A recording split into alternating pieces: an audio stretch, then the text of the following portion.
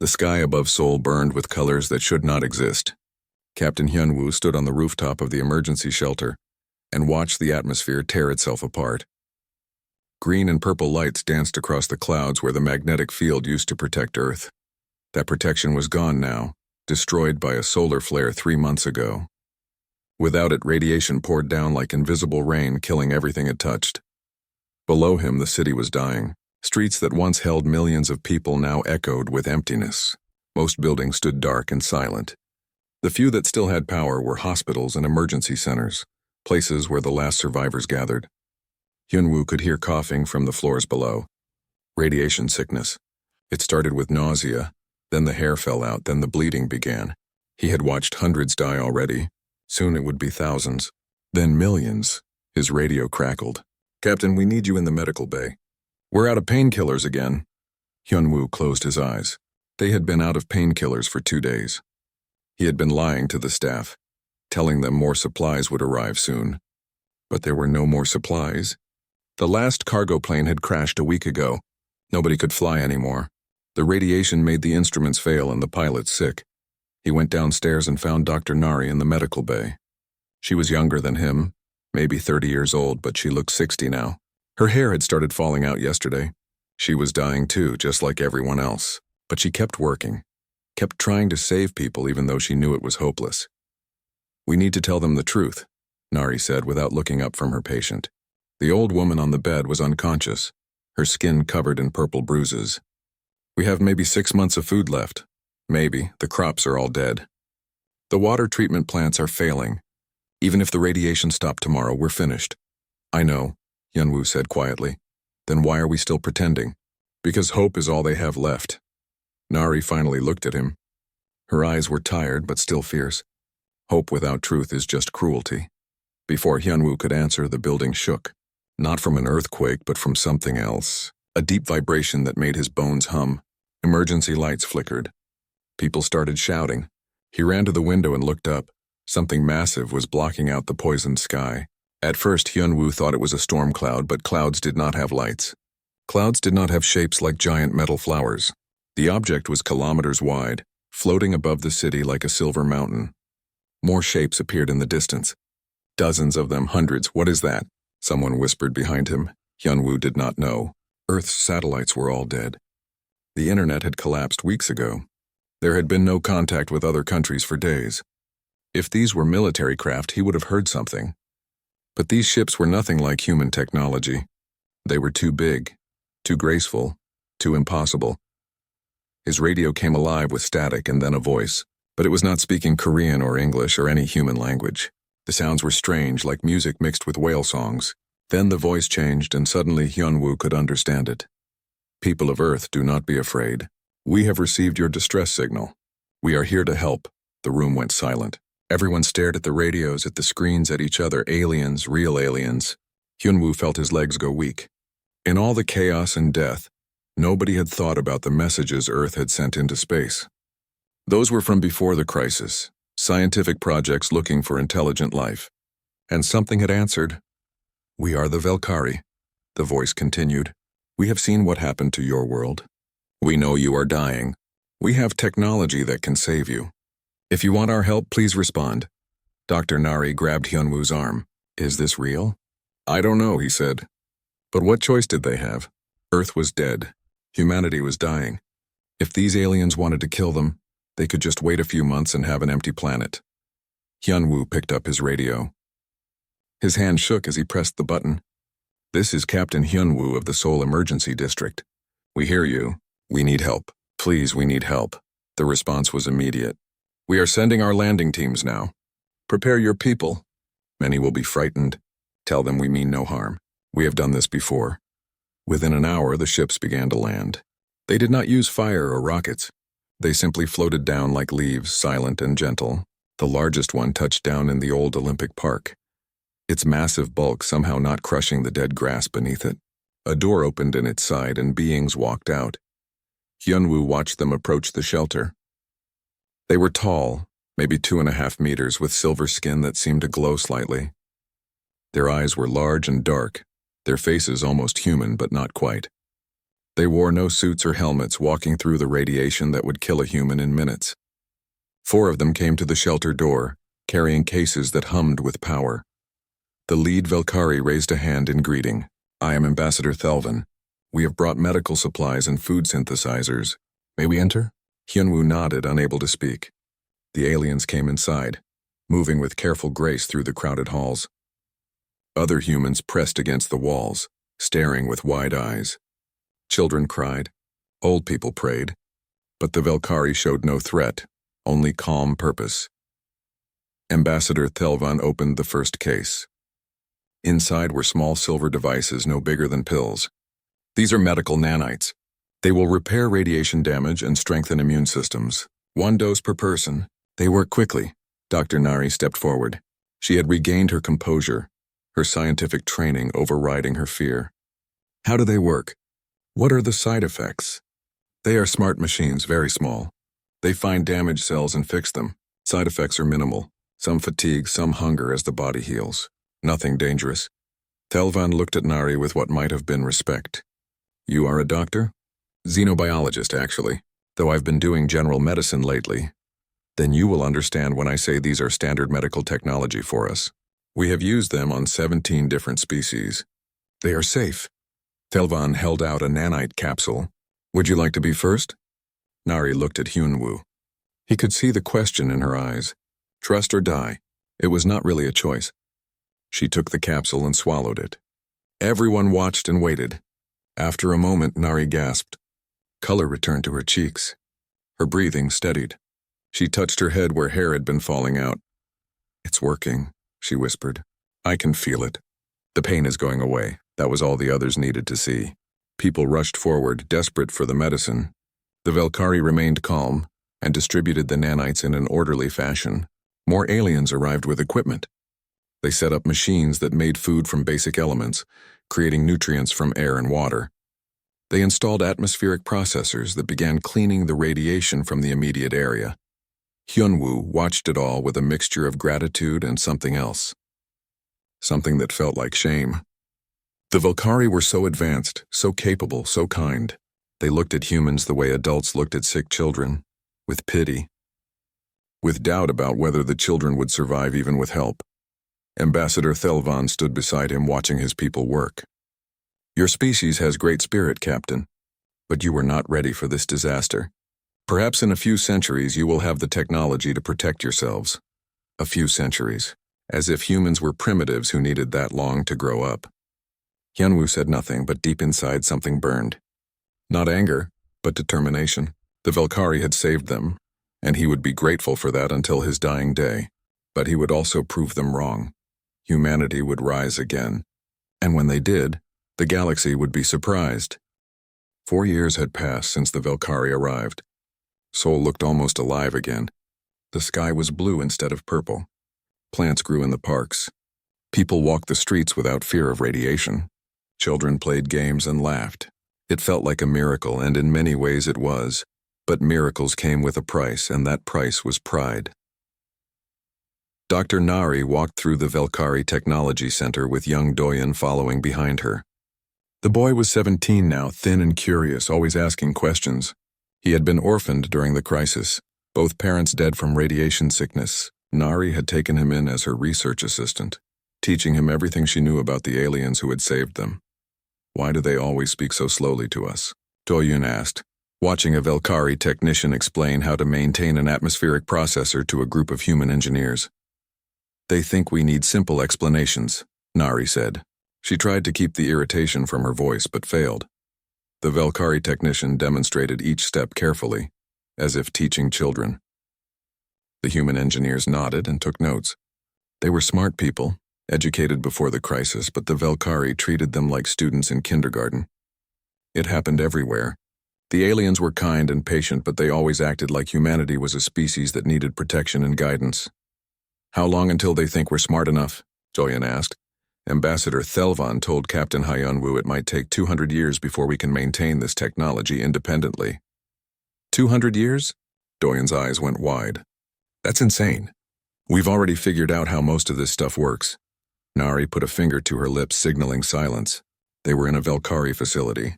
Everything was probably recorded. The aliens were kind but also cautious. They shared enough technology to help humanity survive, but not enough to make humans truly independent. Food synthesizers came pre-programmed and locked. Atmospheric processors could not be opened or modified. Medical nanites were provided in controlled doses. Later that evening, Nari met with Captain Hyunwoo in a small apartment that had no Valkyrie technology inside. No computers, no devices, nothing that could record them. Hyunwoo had become something like a leader for all of humanity now. The Valkyrie recognized him as Earth's primary representative because he had been the first to speak with them. "We have a problem," Nari said, spreading papers across the table. Actual papers, handwritten. "I've been studying the Valkyrie database they gave us access to. Limited access, of course, but I found something interesting." "What?" Hyunwoo leaned forward. "They've done this 17 times before. 17 other species received Valkyrie aid. Want to know how many of them became independent?" "How many?" "0. Nari let that sink in. "Every single species they've helped is still dependent on Valkyrie technology. Some of them were saved 400 years ago, and still can't build their own ships or maintain their own systems. The Valkyrie provide everything forever." Hyunwoo sat back, his face grim. "They're making us pets. Not intentionally. I think they genuinely want to help. But their idea of help is to do everything for us, not to teach us to do it ourselves. They give us fish but never teach us to fish. So what do? Nari smiled. It was not a kind smile. "We learn anyway, without permission." Over the next months, a secret project began. Nari recruited scientists and engineers she trusted. Doyen became a messenger, carrying information between groups. They worked carefully, always maintaining their public cooperation with the Valkyrie while privately studying everything they could. Captain Ji-won, a former naval officer, organized teams to examine every piece of Valkyrie technology they could access. Engineer Taemin became obsessed with power cells, the small devices that powered Valkyrie equipment. He took one apart in secret, risking an explosion, and discovered it used controlled fusion reactions. The technology was elegant but not impossible to understand.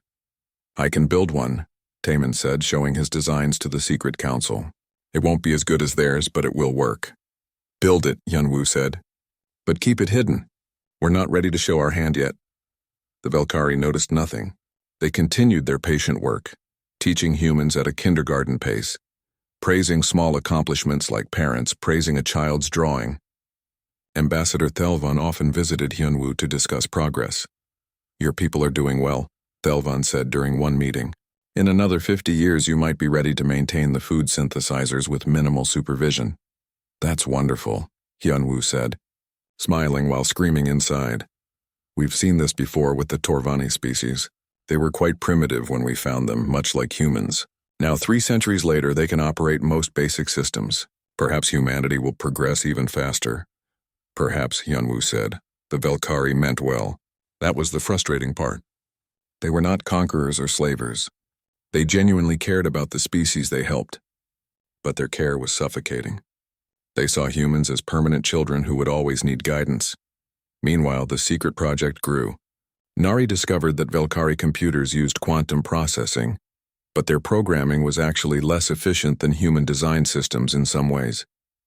The Valkyrie had developed their technology over thousands of years, adding complexity without optimizing. Human programmers, starting fresh, could write cleaner code. Doyen proved to be brilliant with medical technology. He studied the nanites carefully and realized they were general-purpose machines following simple rules. He began designing improvements, ways to make them faster and more targeted. His innovations worked in simulations. "The Valkyrie technology is amazing," Doyen explained to the council. "But it's old. They've been using the same designs for centuries. They never had to innovate because everything already worked. We have fresh eyes. Can we actually improve on it?" Counselor Mirai asked.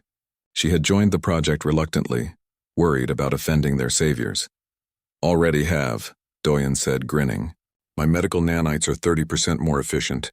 I tested them on myself last week." "You what?" Nari nearly shouted. "I'm fine. Better than fine. Look." Doyen showed them test results. His immune system was stronger than before. The improved nanites had worked perfectly. 5 years after the Valkyrie arrived, they announced they would be leaving soon. Most of their ships would go, leaving only a small support team.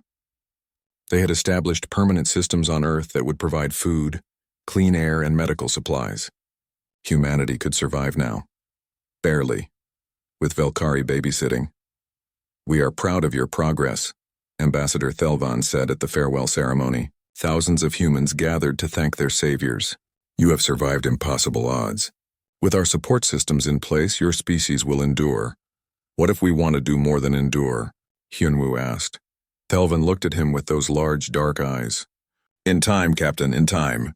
Evolution cannot be rushed. Your species needs centuries to reach technological maturity. We learned this lesson with the others we helped. Patience is wisdom." The Velkari ships lifted off, silent and graceful. Most humans cheered and celebrated, grateful for their salvation. But Hyunwoo watched them go with different emotions. Gratitude, yes. They had saved humanity when death was certain. He would never forget that, but also determination. That night, the Secret Council met again. Their group had grown to hundreds of trusted people, scientists, engineers, teachers, soldiers, all working toward one goal. "They think we need 200 years, Hyunwoo said. "I say we do it in 20. "That's impossible," someone said. "So was surviving," Nari replied. "We've already begun. Taemin has functioning fusion reactors. Doyen has improved their medical tech. Our programmers are writing better software. We understand the principles now. We just need time and effort. And secrecy," Mirai added. "If they know what we're doing, they'll stop us. They'll say it's dangerous, that we're not ready. They'll protect us whether we want protection or not." "Then we work in secret," Hyunwoo said. "We thank them publicly, maintain the systems they left, and appear to progress at the slow pace they expect. But privately, we push forward as fast as possible." "Why?" someone asked. "Why risk offending them? They saved us." "Because gratitude and independence are not opposites," Hyunwoo said. "We can be grateful for their help and still want to stand on our own feet." "And because I saw something in Ambassador Thelvan's eyes. Doubt. He doubts we'll ever truly mature. He thinks we'll be dependent forever, like the other 17 species. And we're going to prove him wrong," Nari said. "No," Hyunwoo corrected. "We're going to surprise him. And then we're going to return the favor they gave us. When they face a crisis, humanity will be there to help. Not as children they saved, but as equals who remember kindness." The council agreed. The work continued. In public, humanity progressed slowly, learning to maintain Velkari systems at a careful pace. In private, human innovation exploded. They were not copying Velkari technology anymore. They were improving it, understanding it, and beginning to surpass it. The Velkari had given them survival. Humanity would give them back something the Velkari never expected: equals among the stars. 15 years after the Velkari left, Earth looked nothing like the dying world they had saved. Cities thrived, forests grew again, oceans teemed with life. To any observer, it appeared humanity had simply recovered, maintaining the systems their benefactors had provided. But beneath this peaceful surface, a revolution was happening in secret. Deep underground, in facilities hidden across the planet, humanity was doing the impossible. Director Sora stood in the main control room of the Human Advancement Initiative, watching screens that showed projects from every continent. She was a small woman with gray hair and sharp eyes that missed nothing. Before the crisis, she had been a project manager at a tech company. Now she coordinated the largest secret operation in human history. "Status report," she said. "Fusion Reactor 7 is online and producing twice the power of Velkari models," reported a technician. "Professor Junho's team made a breakthrough in quantum calculations last night. They think they've solved faster than light travel." Sora allowed herself a small smile. "Show me." The screen changed to show Professor Junho, a thin man with wild hair who had not slept properly in days. His eyes were bright with excitement as he explained his discovery. "The Velkari use conventional warp drives, bending space around their ships. It works but requires massive energy. We tried a different approach using quantum entanglement. By creating paired particles across 2 points in space, we can essentially tunnel through the distance between them. It's faster and uses less power." "You're sure it works?" Sora asked. "The math works. Small-scale tests work.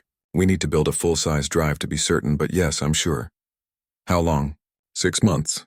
"Maybe 8, Sora nodded. "Do it, what else?" Reports came in from around the world. In Seoul, Doyen's medical research team had created nanites that could regenerate damaged organs. In Tokyo, Engineers had built manufacturing systems more efficient than anything the Velkari used. In Lagos, programmers had designed artificial intelligence that could learn and adapt in ways Velkari computers could not. Not all of it was secret anymore. Some advances had become public, explained as improving Velkari technology. The few Velkari observers who remained on Earth praised human cleverness but never suspected the full truth. They saw what they expected to see, a recovering species slowly learning to maintain the gifts they had been given. Captain Hyunwoo, now Earth's elected representative, carefully managed the Velkari's perception. He sent regular reports to Ambassador Thelvan, showing steady but unspectacular progress. The Velkari congratulated humans on their efforts and offered more guidance, never realizing they were teaching people who had already surpassed them in several fields. "Do you ever feel guilty?" Counselor Mirai asked Hyunwoo during a private meeting. "Deceiving them after they saved us?" "Every day," Hyunwoo admitted. "But we're not deceiving them to hurt them. We're preparing to surprise them. There's a difference. In orbit around Earth, hidden behind orbital debris and stealth fields, Commander Heejin oversaw construction of humanity's first true starship. The vessel was massive, built from human-designed materials that were stronger and lighter than Velkari alloys. Its engines used Professor Junho's quantum drive system. Its hull contained weapons, but only defensive ones. This was not a warship. It was a messenger. Hyejin had been a pilot before the crisis, flying cargo planes. Now she commanded a crew of 300, all trained in secret, all ready to take humanity to the stars. The ship had a name painted on its hull in letters 10 meters tall. Repayment. How long until we're ready to launch? Hyunwoo asked during his inspection. 3 months, Hyejin said. We're running final tests on the quantum drive. Everything else is ready.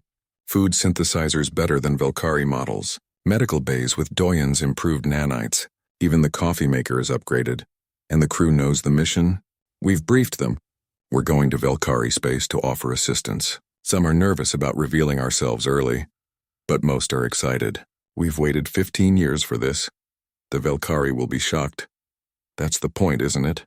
Hyejin smiled. They think we need 2 centuries before we can build a canoe. We're going to show up in a yacht. Back on Earth, Dr. Nari was old now, her hair completely white. But her mind remained sharp. She worked in a public lab, officially studying Velkari biology, while secretly coordinating hundreds of research projects across dozens of fields. Young scientists came to her with questions, and she guided them toward answers the Velkari had never found. Why do you think we're progressing so fast? One young researcher asked her. Necessity and perspective, Nari said. The Velkari developed their technology over thousands of years of peace. They had time to be cautious and methodical. We had 15 years in desperation. Desperation makes you creative. And perspective helps too. What do you mean? We're studying their technology as outsiders. We see inefficiencies they're blind to, because they've always done things a certain way. It's like learning a language. Native speakers know grammar instinctively but can't always explain why. Foreign learners study the rules and sometimes find better ways to say things. The researcher nodded. So we have beginner's advantage. Exactly. Plus we have something the Velkari lost long ago. The memory of nearly dying. Every human alive today remembers the crisis or knows someone who lived through it. That fear, that desperation to never be helpless again, drives us forward in ways the Velkari can't understand. As the years passed, more breakthroughs came. Engineer Taman developed gravity manipulation systems that made space construction easier. Human architects designed space stations using principles that combined human and Velkari engineering, but worked better than either alone. Farmers created crops that grew in space using techniques the Velkari had never considered. The secret network grew to include millions of people. Teachers trained the next generation in advanced sciences while publicly teaching at normal pace. Factories produced advanced components while claiming to merely maintain Velkari equipment. Entire cities became part of the quiet revolution, everyone knowing their role in humanity's surprising return. We should tell them, Mirai said during one council meeting. The Velkari, I mean. They deserve to know. Not yet, Hyunwoo said. Words won't convince them. They've seen 17 species try and fail to achieve independence. They'll think we're overconfident children if we just tell them we've surpassed their technology. We need to show them how, by returning the favor. The Velkari saved us when we were dying. We need to save them from something. Prove we're not just clever students but genuine equals. What if they never face a crisis? Someone asked. Then we create an opportunity to help them, Nari said. Not by causing problems, but by offering solutions to challenges they already face. Every civilization has problems. We find theirs and fix them. Director Sora brought up intelligence reports. The Velkari Empire was stable and peaceful, but they faced slow decline in some areas. Their technology was stagnant. Their AI systems were outdated. Some of their agricultural worlds struggled with efficiency. These were not crises, but they were opportunities. We could help with their farming, suggested one counselor. Our new techniques could double their food production. Or their computers, another said. Our adaptive AI would revolutionize their systems. We'll help with everything, Yunwu decided. But first we need to get there. Commander Hijin, is the repayment ready? Ready and waiting, Hijin confirmed. Then it's time. We've spent 15 years preparing. We've surpassed the species that saved us, not through arrogance, but through gratitude and determination. Now we show the galaxy what humanity has become. The launch was secret. Only a few thousand people knew it was happening. The repayment lifted off from its hidden orbital dock, its quantum drive engaging with a flash of light that looked like a star being born. The ship jumped to faster than light speed, crossing distances in hours that took Velkari ships weeks. On the bridge, Commander Hiejin watched the stars blur past. Her crew was ready. Their ship was ready. Humanity was ready. They carried gifts of technology, friendship, and proof that the species the Velkari had saved was no longer helpless. Set course for Velkari Prime, Hiejin ordered, and prepare a message. Tell them humans are coming to visit. Tell them we bring gifts, and tell them we're grateful. As the ship flew through space, moving faster than any Velkari vessel, Hiejin thought about what would happen when they arrived. Shock, certainly. Disbelief, probably. But eventually recognition. The Velkari would see that their kindness had not created dependence, but had inspired equals. Earth had been saved by generous aliens who expected gratitude and slow progress. They would receive gratitude and rapid revolution instead. The galaxy was about to discover that humanity's greatest trait was not surviving impossible odds, but exceeding every expectation placed upon them. The repayment raced toward Velkari space, carrying the future of human-alien relations and the proof that sometimes the best way to repay a gift is to become worthy of it. The Velkari High Council chamber on Velkari Prime was a place of quiet dignity. Elder Venzara sat at the center of the circular room, surrounded by other council members. They had governed the Velkari Empire for 300 years, guiding their people through centuries of peace and prosperity. Nothing surprised them anymore. Until today, the message is confirmed? Venzara asked, her silver skin seeming to darken with concern. Yes, Elder, said Scientist Korith, studying his display with confusion.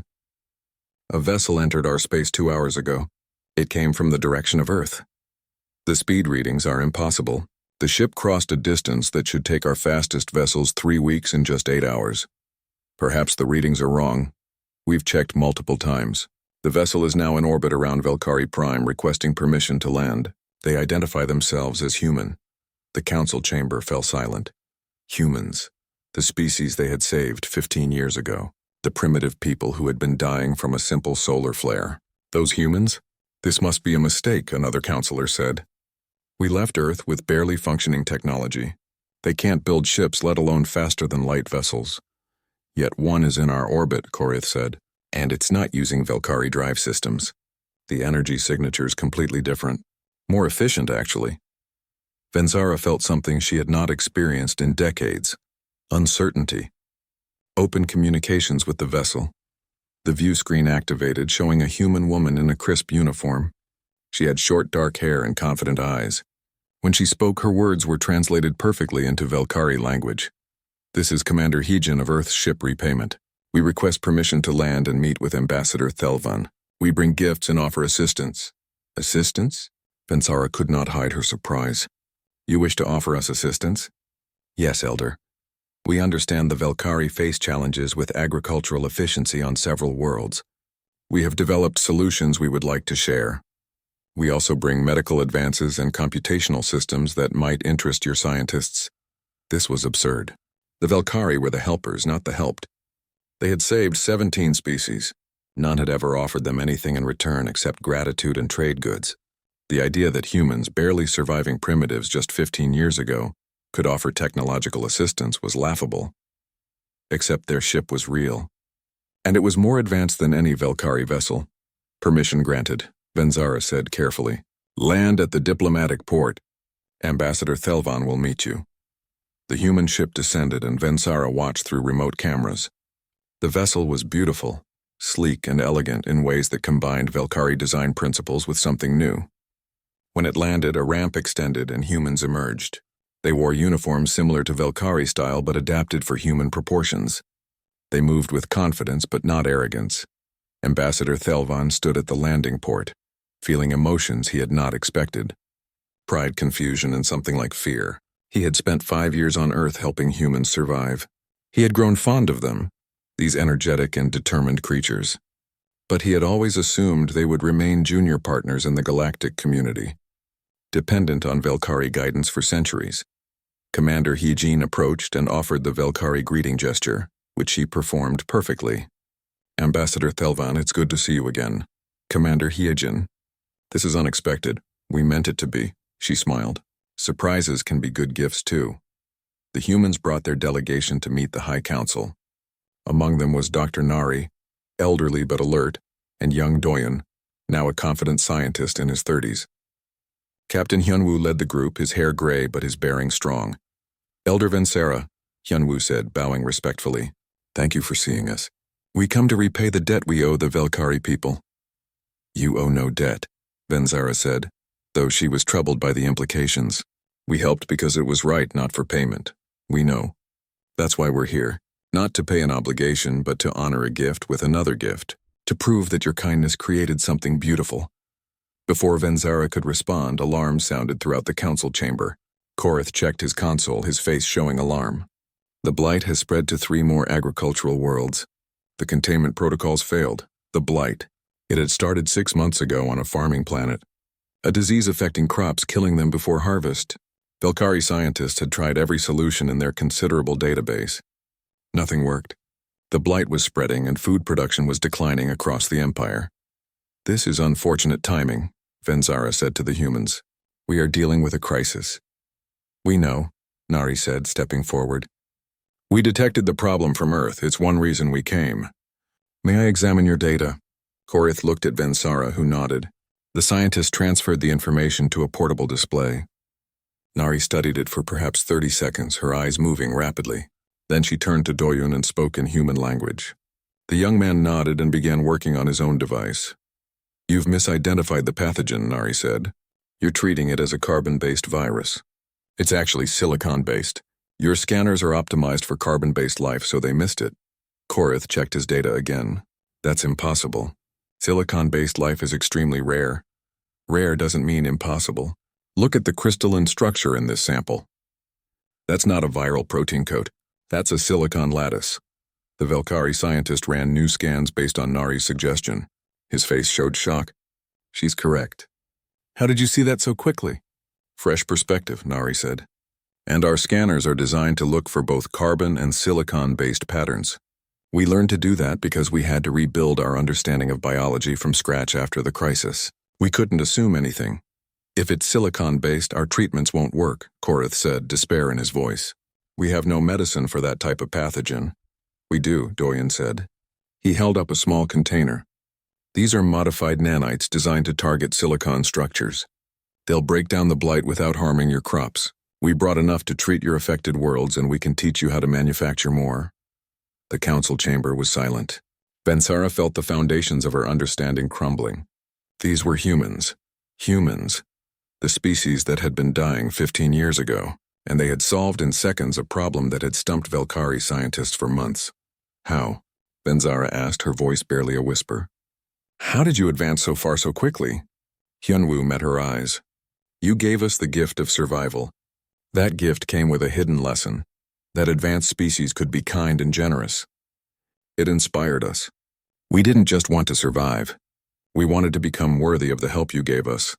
But 17 other species received our aid. None achieved independence because you gave them everything, Nari said gently. You gave them fish but never let them learn to fish for themselves. You meant well, but your kindness became a cage. We're grateful you saved us, Ambassador Thelvan. Truly grateful. But we needed to prove we could stand alone before we could stand beside you. So you hid your progress? Thelvan asked, hurt in his voice. We didn't want to seem ungrateful or arrogant, Hyunwoo said. We knew you'd doubt us. You've helped 17 species and all of them remained dependent. Why would we be different? We needed to show you, not tell you. Over the next week, human teams worked on Velkari agricultural worlds. They deployed the nanites that destroyed the silicon-based blight. They introduced new farming techniques that increased yield by 40%. They installed monitoring systems using adaptive AI that could detect future problems before they became critical. Velkari scientists watched in amazement. The human technology was not just effective, it was innovative. Their AI could learn and adapt in ways Velkari computers could not. Their medical nanites were more efficient. Their agricultural methods were creative, combining Velkari knowledge with human insight. Your computers think differently than ours, Korith said to Doyen during one session. How? Yours are more powerful, but they follow rigid programming, Doyen explained. Ours are less powerful, but more flexible.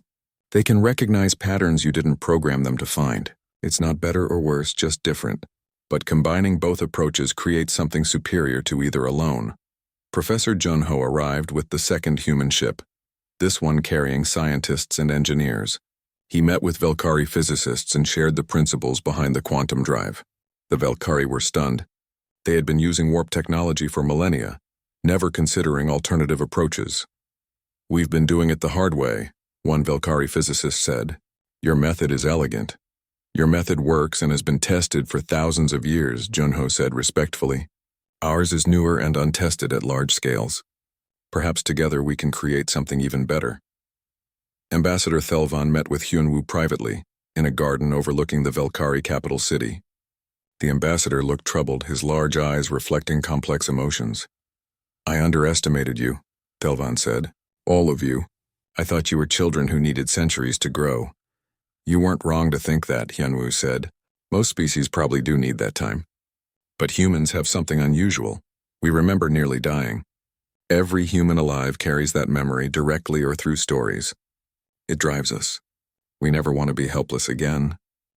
10 years after humanity's return to Velkari space, the galaxy looked different, not in obvious ways, but in the subtle shifts that marked real change. Ships designed by both species traveled the stars, faster than either could have built alone. Research stations orbited distant worlds, staffed by mixed crews who learned from each other. And the 17 species the Velkari had once aided now had new teachers helping them find their own paths to independence. Dr. Nari had passed away 3 years ago, but her legacy lived everywhere. Academies across dozens of worlds taught her methods of adaptive learning and creative problem-solving.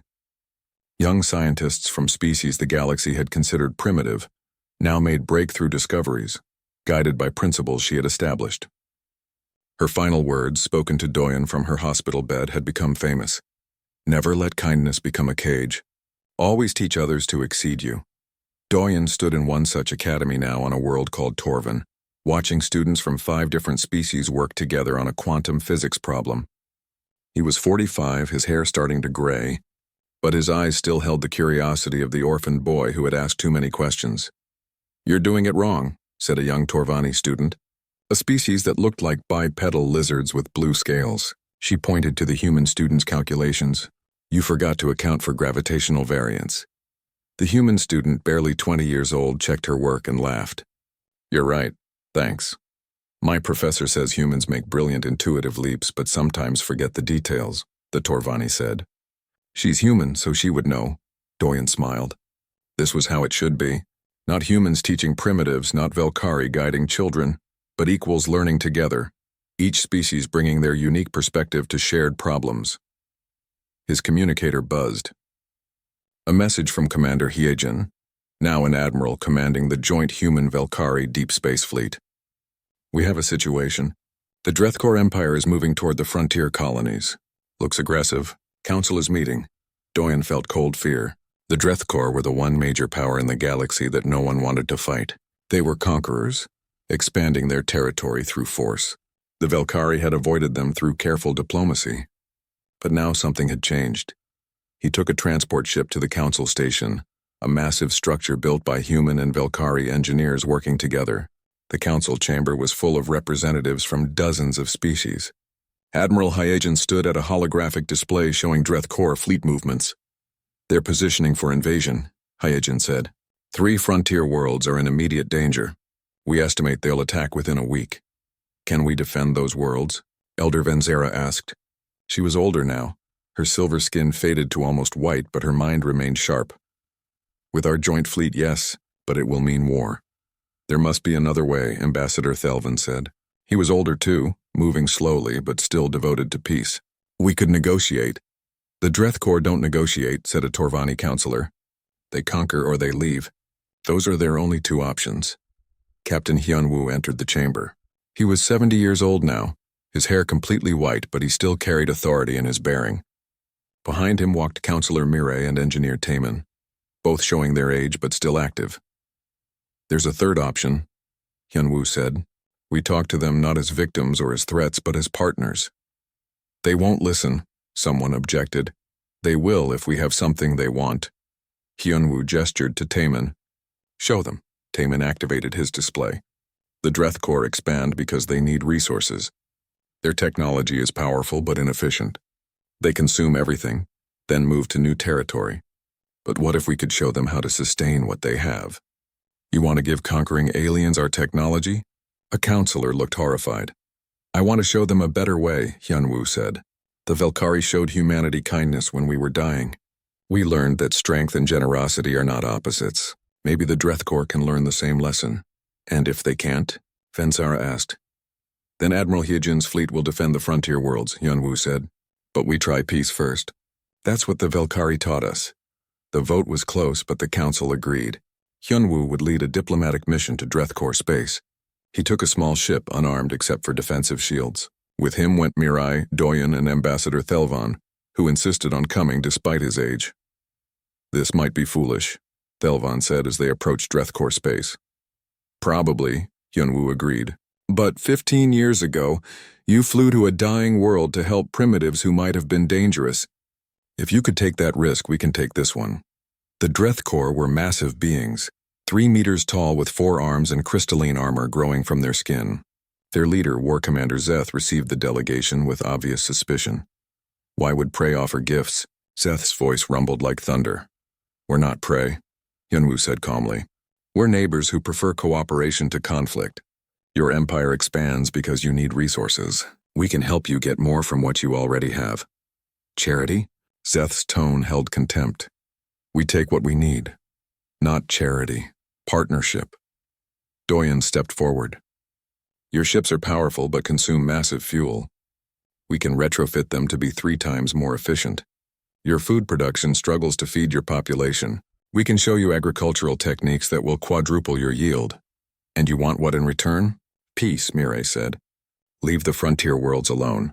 Trade with us instead of conquering. You'll gain more through cooperation than warfare, and you won't lose soldiers in battles." Zeth was silent, studying them with eyes that looked like cut gems. "Why help potential enemies?" "Because someone helped us once," Hyunwoo said. "The Velkari saved humanity when we were dying. They taught us that the strongest civilizations are those that lift others up. We're trying to live up to that lesson." "The Velkari are weak," Zeth said dismissively. "They hide behind diplomacy because they lack strength." "The Velkari are strong enough to be kind," Thelvan said, his voice quiet but firm. "Kindness is not weakness.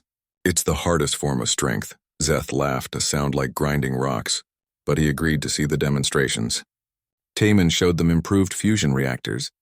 Doyen taught them agricultural methods. Human and Velkari engineers worked together to retrofit a Dreth Corps ship, improving its efficiency dramatically.